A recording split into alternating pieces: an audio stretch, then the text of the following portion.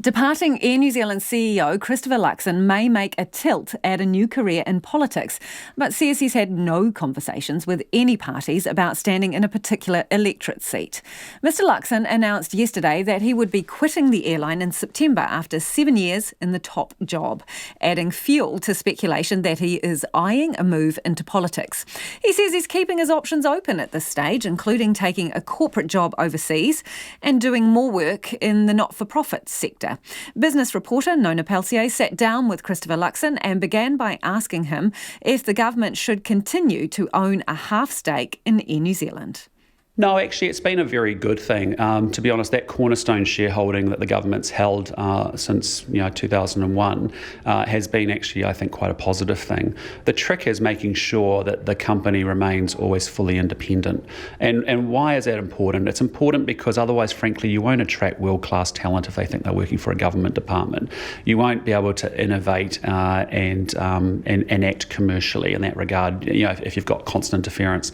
Aviation's quite interesting because aviation's a really hard business, and many airlines go to the wall and they go through bankruptcy 3 or 4 times, and they often end up in government national control. And the ones that are in full-on national control often are total basket cases because there's constant political interference with those businesses. The model that we've got at Air New Zealand, I would argue at Singapore Airlines, has been much more productive in the sense of we get the best of both worlds. And so, no, that's worked very well for Air New Zealand over a number of years.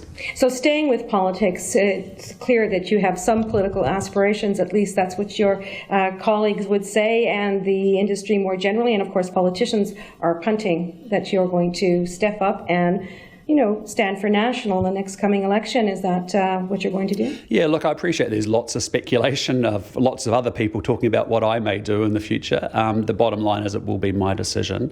And what I'm trying to do is sit here and say, look, I spent 16 years living overseas and I chose to come back home to New Zealand to do this job. I think it's been an important job. And I think hopefully while I've been able to run a good airline, I've also been able to helpfully think about how you can use a business like Air New Zealand and actually make a contribution to society. So whether you're in the world of business or whether you're a community leader, I sit on a tier fund aid organisation and we do a lot of work on human trafficking, or whether you're in government, those 3 actors in civil society actually need to work together on some of our biggest problems. So for me, I want to finish strongly here. I want to get to the summer. I want to be able to take December and actually think very clearly and intentionally about what I want to do next.